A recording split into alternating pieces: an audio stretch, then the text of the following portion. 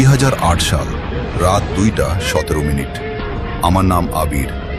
আজ যে ঘটনাটা বলবো সেটা শুধু আমার না, আমাদের পুরো পরিবারের জীবনের সবচেয়ে ভয়ঙ্কর অভিজ্ঞতা। আজও রাত গভীর হলে সেই ঘটনা মনে পড়লে শরীর ঠান্ডা হয়ে যায়। গল্পটা শুরু হয় আমাদের এক মহিলা ভাড়াটিয়ার মৃত্যুর পর। মহিলাটি ছিলেন খুব শান্ত স্বভাবের, সবাই তাকে সম্মান করত। হঠাৎ অসুস্থ হয়ে মারা গেলেন তিনি। সবকিছু স্বাভাবিকভাবেই চলছিল, গোসল, কাফন, জানাজা সবই সম্পন্ন হলো। কিন্তু কেউ খেয়াল করেনি জানাজার সময় একটা ভয়ঙ্কর ভুল হয়ে গেছে। মৃতদেহকে যেদিকে মাথা থাকার কথা সেদিকে রাখা হয়েছিল পা, আর যেদিকে পা থাকার কথা সেদিকে মাথা।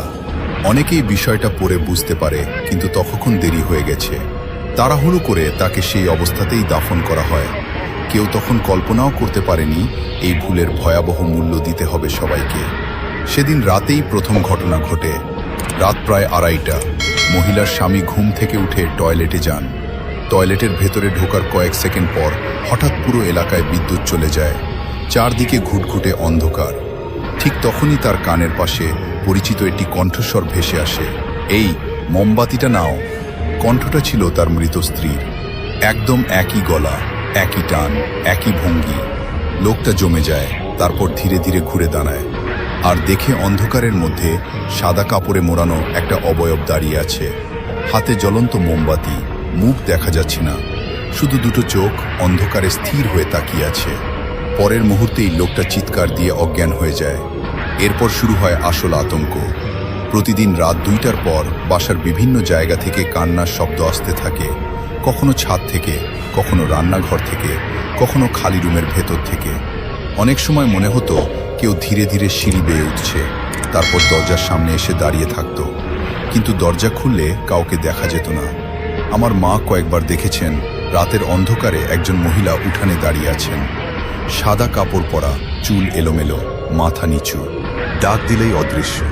একদিন আমার ছোট চাচা ফজরের আগে উজু করতে বের হয়েছিলেন। হঠাৎ দেখেন উঠানের মাঝখানে কেউ একজন বসে আছে। কাছে যেতেই সে মুখ তুলে তাকায়, আর চাচা শপথ করে বলেছিলেন সেটা ছিল মৃত মহিলাটি। কিন্তু তার মুখের ভেতর থেকে লম্বা সাদা কাপড় ঝুলছিল, যেন কেউ জোর করে কাপড় মুখে ঢুকিয়ে রেখেছে। এরপর গ্রামের কয়েকজন হুজুর ডেকে আনা হয়। তারা সব শুনে একটাই কথা বলেন, কবর খুলতে হবে। মৃত্যুর 8 দিন পর দুপুরবেলা পুরো এলাকায় খবর ছড়িয়ে যায়। শত শত মানুষ জড়ো হয় কবরস্থানে। আমিও গিয়েছিলাম, আজও আফসোস করি, কারণ সেই দৃশ্য আমি কোনোদিন ভুলতে পারবো না। ধীরে ধীরে মাটি সরানো হলো, কাঠ সরানো হলো, তারপর সবাই একসাথে চিৎকার করে উঠল। কবরের ভেতরে মহিলার লাশ শুয়েছিল না, সে বসেছিল। হ্যাঁ, একদম হেলান দিয়ে বসা অবস্থায়, মাথা নিচু, আর কাফনের বিশাল অংশ তার মুখের ভেতরে গুজে ঢুকে গেছে, যেন মৃত্যুর পরও সে শ্বাস নিতে চেষ্টা করেছে। চারপাশে কান্না আর চিৎকার শুরু হয়ে গেল। অনেকে দৌড়ে পালিয়ে গেল।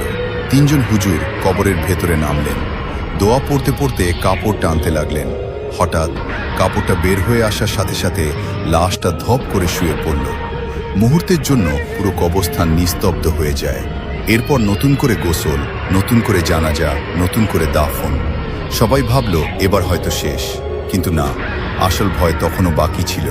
প্রায় 6 মাস পর মহিলার স্বামী আবার বিয়ে করেন, নতুন জীবন শুরু করার চেষ্টা করেন, কিন্তু সেই সিদ্ধান্তই হয়তো তার মৃত্যুর কারণ হয়ে দাঁড়ায়। এক রাতে তিনি বাসায় একা ছিলেন। পরদিন সকাল পর্যন্ত দরজা খোলা হয়নি। পাড়া প্রতিবেশীরা খুঁজতে শুরু করে। ঘন্টার পর ঘন্টা খোঁজার পর তাকে পাওয়া যায় বাসা থেকে প্রায় 1 কিলোমিটার দূরে এক নির্জন মাঠে, মাটির উপর অচেতন অবস্থায়। জ্ঞান ফেরার পর তিনি কাঁপতে কাঁপতে যা বলেছিলেন তা শুনে সবাই স্তব্ধ হয়ে যায়। তিনি বলেন, রাত 3টার দিকে তার মৃত স্ত্রী জানালার বাইরে দাঁড়িয়েছিল। তারপর তাকে ডেকে বাইরে নিয়ে যায়।